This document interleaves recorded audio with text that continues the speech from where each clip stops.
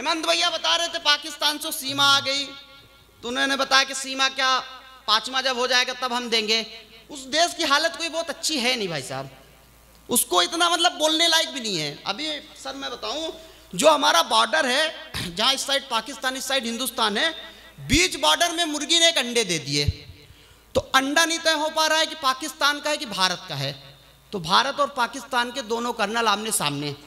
अब जो भारत का कर्नल था वो अलीगढ़ का रहने वाला था, उसको पहले ही ताले से चाबी पूरा उसको सब स्कीम पहले पता थी। तो दोनों कर्नल ने आपस में मिलके योजना बनाई। अब तय नहीं हो पा रहा दीदी के अंडा किस देश का है, कि हम दोनों एक दूसरे को चांटे मारते थप्पड़। जिस देश के कर्नल को ज्यादा चांटे मार लिए अंडा उस देश का हो जाएगा। तो पाकिस्तानी ने ज्यादा दिमाग लगाया, बोला पहला मौका अपन भारत वाले को दे देते हैं, ये जितने चांटे मारेगा उससे ज्यादा अपन चांटे मार के अंडे ले लेंगे। तो उसने पहला मौका भारत वाले को दे दिया। अब भाई साहब भारत के कर्नल ने पहले तो पाकिस्तानी कर्नल के पकड़े बाल, दिल लपालब दिल लपालब दिल लपालब दिल लपालब, जब तक ताली नहीं बजेगी मैं लपालब बंदी नहीं करूंगा। दिल लपालब दिल लपालब दिल लपालब। दीदी करीब 5 मिनट में उसने नहीं तो 252 चांटे मारे।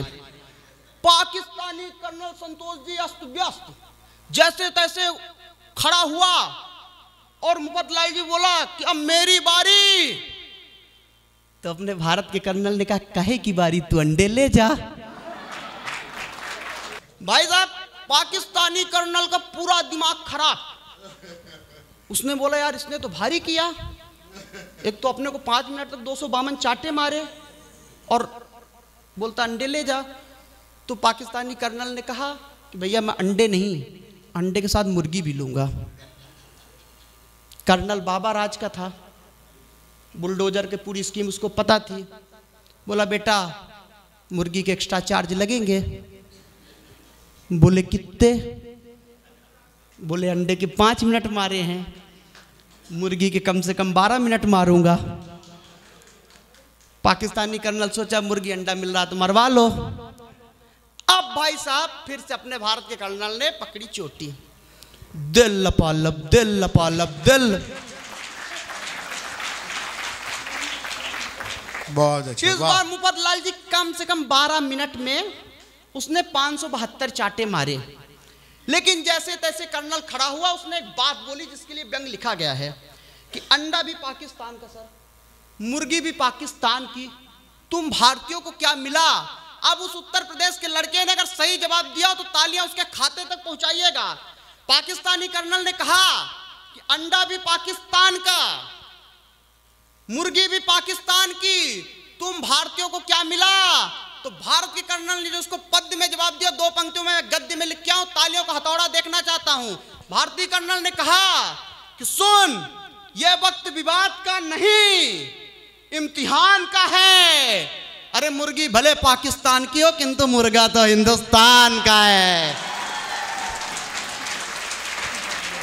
वाह वाह वाह वाह वाह वाह वाह वाह। हर जगह हाथ से फैला हुआ है। उस 2 कौड़ी के देश पे हम करोड़ों की कविताएं क्यों बर्बाद करें, क्यों बर्बाद करें? आप बताइए ना। सत्य है तो सत्य को स्वीकार करना सीखिए, असत्य है तो असत्य का प्रतिकार करना सीखिए, और करे यदि कोई वार तो फिर पलटकर वार करना सीखिए। अब वो विपक्ष वाले लगे हुए हैं कि मेरे को आमंत्रण नहीं दिया, राम मंदिर का आमंत्रण नहीं दिया।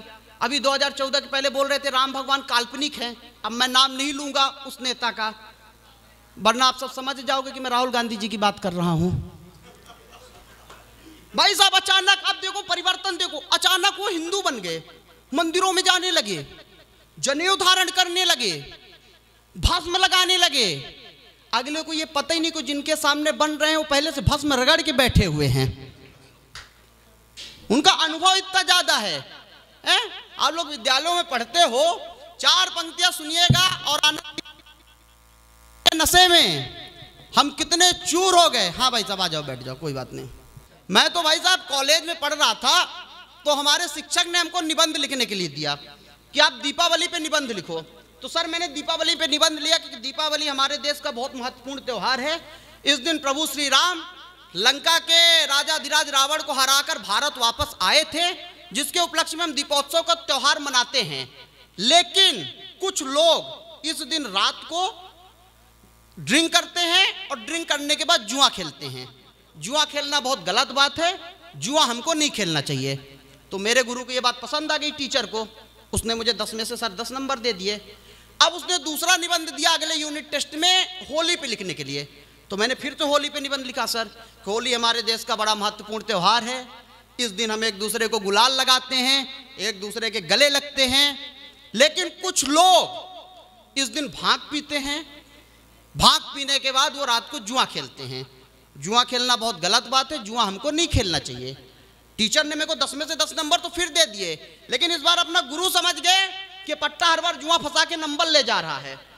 तो उन्होंने मेरी फाइल निपटाने के लिए मुझे पेड़ पे निबंध दे दिए। लेकिन अगर आप इस भाई ने सही निबंध लिखा हो तो फिर तालियां ठा के आए। उन्होंने मुझे सर पेड़ पे निबंध दे दिया लिखने के लिए। तो मैंने पेड़ पे निबंध लिखा कि पेड़ हमारे लिए बहुत उपयोगी होते हैं, पेड़ों का हमको संरक्षण करना चाहिए, पेड़ हमको जीने के लिए ऑक्सीजन देते हैं। लेकिन कुछ लोग पेड़ को काटते हैं, काट के उसकी डाल को काट के टेबल कुर्सी बनाते हैं, फिर उस टेबल कुर्सी में बैठ के जुआ खेलते हैं। तालियां कमजोर बजा रहे हो आप। क्योंकि सर हमको जो लिखना हम लिखेंगे। दौलत राम जी इधर ध्यान दीजिए, सामने ही बैठे हुए हैं। मैं जिस जगह से आया हूं ना सर, वहां डिफॉल्ट पीस है मुफतलाल जी। अभी आपको पता होगा अमेरिका ने एक चोर पकड़ने की सर मशीन बनाई थी, उसको अपने देश में लॉन्च किया तो दीदी करीब 1000 चोर पकड़े।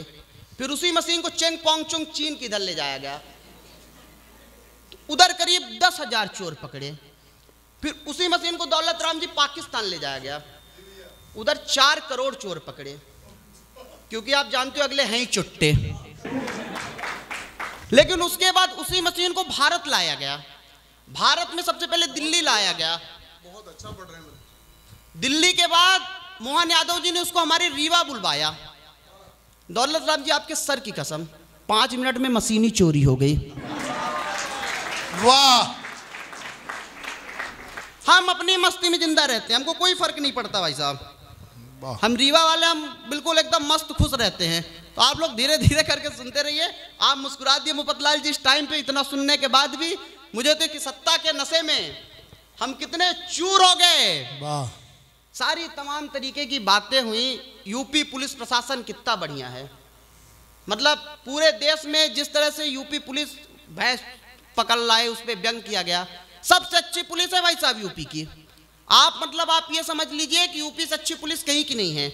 अगर आप बाइक से जा रहे हैं, गाड़ी 2 व्हीलर से अगर आप जा रहे हो और अगर आपने हेलमेट नहीं लगा रखा है तो सरकारी चालान जो है वो 5,000 रुपए का है, 5,000 का।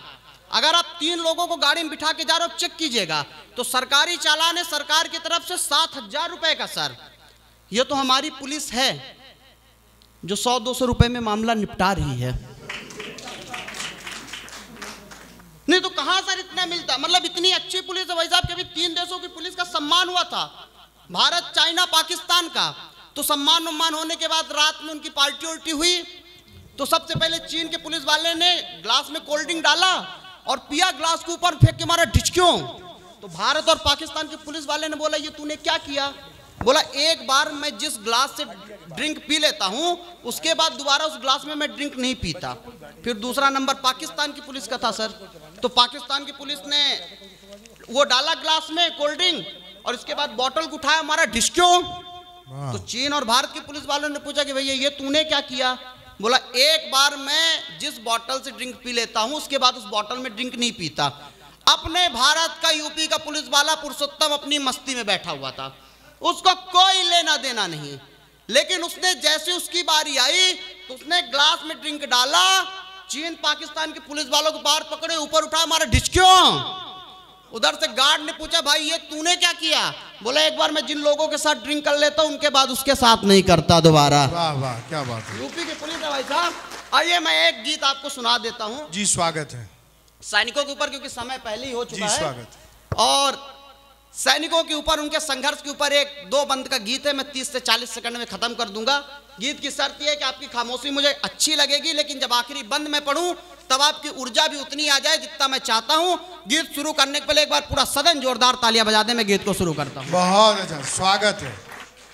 कि रूह कांप जाएगी अगर परिश्रम उसका बतला दूंगा, सपनों में भी ना कर पाओगे अगर श्रम उसका दिखला दूंगा। दुश्मन की छाती पे काल का तांडव करते हैं, सुनना चाहो तो उस वीर की गाथा तुमको सुना दूंगा। बहुत अच्छा है, सुनिएगा, उस वीर की गाथा सुनिएगा, अपने जवान की, अपने सैनिक की जो सीमा पे खड़ा रहता है इतने ठंड में भी, अगर उसका मान सम्मान आपके दिल में धड़कता है तो मेरे गीत के साथ जुड़िएगा। सुनना चाहो तो उस वीर की गाथा तुमको सुना दूंगा। व्यक्तित्व ऐसा जैसे गंगा का निर्मल पानी, अपने लहू से लिखता अपने वीर गति की कहानी। मन में नेताजी, रूह में भगत सिंह जी हैं समाये, अरे भारत माता के चरणों में समर्पित कर दी उसने अपनी सारी जवानी। भारत माता के चरणों में, इस तालियों को थोड़ी और बड़ा कीजिएगा कि भारत माता के चरणों में समर्पित कर दी उसने अपनी सारी जवानी। माँ का सबसे प्यारा है वो, बूढ़े पिता का सहारा है वो, बच्चों की आंखों का तारा है वो, पत्नी के मार्ग का सितारा है वो। और आपकी कोलाहल बड़ी तालियां देखना चाहता हूं कि बच्चों की आंखों का प्यारा है वो, पत्नी के मार्ग का सितारा है वो, शास्त्र नीति में निपुण सैनिक हमारा है वो। अरे भारत माता का सबसे प्यारा दुलारा है वो।